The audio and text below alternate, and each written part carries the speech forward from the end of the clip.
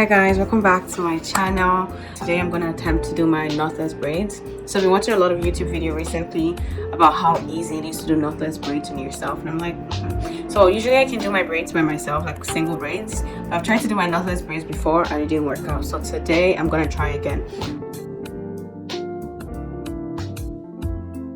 Before we start this video, go subscribe to my channel if you're not already subscribed. Make sure you like this video, make sure you share this video so like everybody that you know might want to do knotless braids, and let's get started. So for this hair, I didn't really use any gel or any edge control to make it look neat, but with the one I am going to show you, I am going to be using some gel just to show you how neat it can actually look if you use edge control or gel. The reason I don't use either of them is because after like a week or two they start getting flaky and itchy, and I'm not about that life, so I just rather do it without edge control or gel. Also, I didn't part my hair with a comb, I just did the parting with my hand. And so if you see it looking not very neat, that's why. I just did it with my hand because, you know, a girl is lazy and I really didn't have the time to be doing it with a comb, so I just used my hand. So just in case you notice that the parting lines are not straight or distinct, it's because I did it with my hand. So you can just kind of watch what I'm doing for this one, and for the next one I am going to explain what I think I did. So actually the hair I'm using, I got it off Amazon because all the beauty supply stores are closed, so I just got this hair off Amazon. I've never gotten hair off Amazon before. The hair was okay, but then I noticed that it was tangling a lot. So if you see me struggling, it's because I'm trying to detangle it. So everything's okay, I'm just trying to detangle the hair.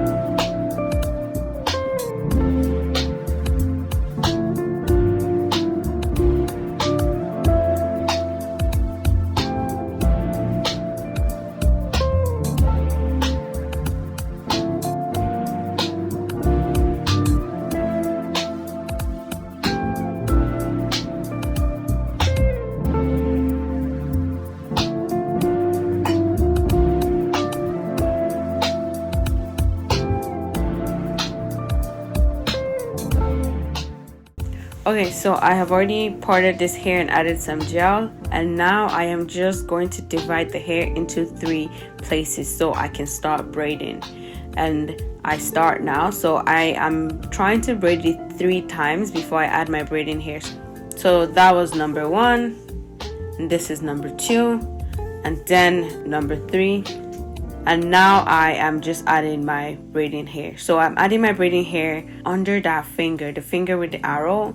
I try to add my braiding hair to that finger, and I just add some of the hair to the front and to the back.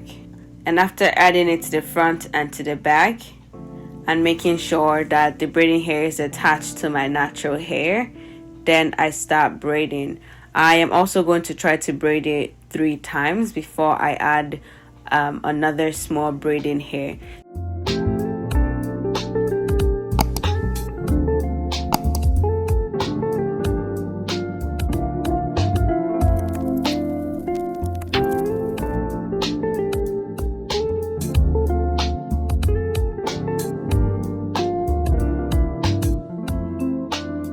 So now I've added the second part of the hair. If you notice, I added it again under the same finger, and I made sure that the hair was added to my hair and the braiding hair, and I did that for the other side as well. And then I braided it 3 times. After braiding it 3 to 4 times, I added another braiding hair.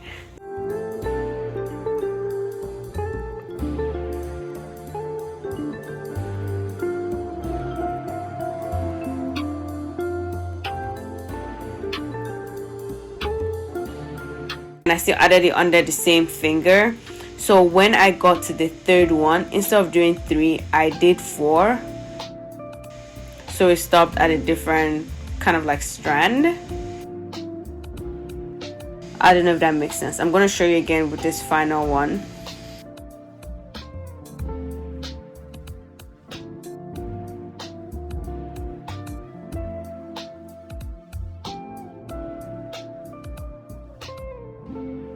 something I noticed is that the chunks I added were kind of big, and so it kind of made the hair look a bit bumpy. So you can't see when you look at the hair, but when you look really closely, you can see that it looked a bit bumpy. And if you're trying to avoid that bumpy look to it, I would suggest adding smaller pieces as you go, and then just adding hair frequently. So I added braiding hair 4 times. In the back, I believe I added it just 3 times, but this front one, I'm adding it like 4 times.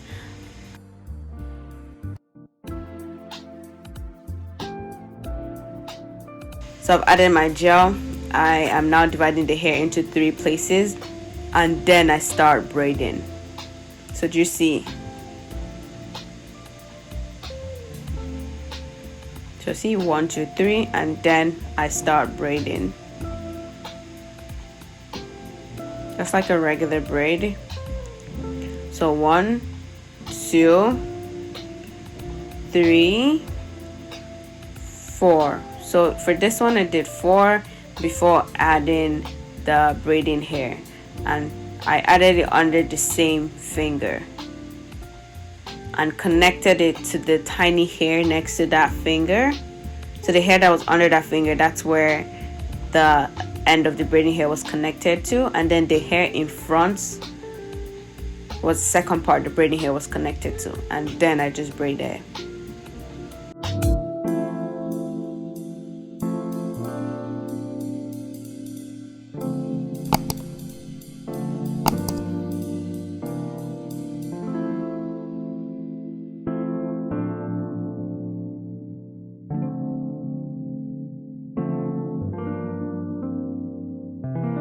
You see, I'm adding it under the same finger, adding the hair to the front, and it gets automatically added to the back.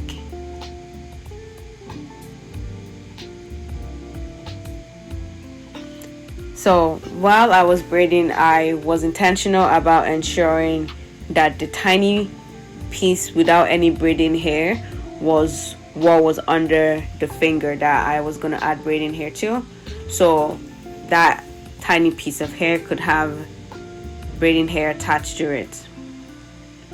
So if you notice, now all 3 strands of hair have a braiding hair that I am braiding with. So you just kind of have to look out for that. Once you start, it might be a bit confusing, but as you do it more, it's just kind of like intuitive, and so you don't have to think too much about it. I know in the back I had to kind of like count or like take my time and then check after every couple of braids, but then the more you do it, you kind of just get better and you know when to stop. And even if you don't succeed in adding braiding hair to a particular hair, you can always just redistribute the braiding hair you already have. And I just braided it to the end.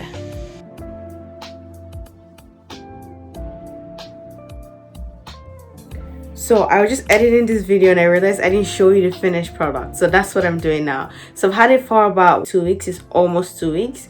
So this is what it looks like 2 weeks later, and I was meant to show you immediately after I finished, but I forgot.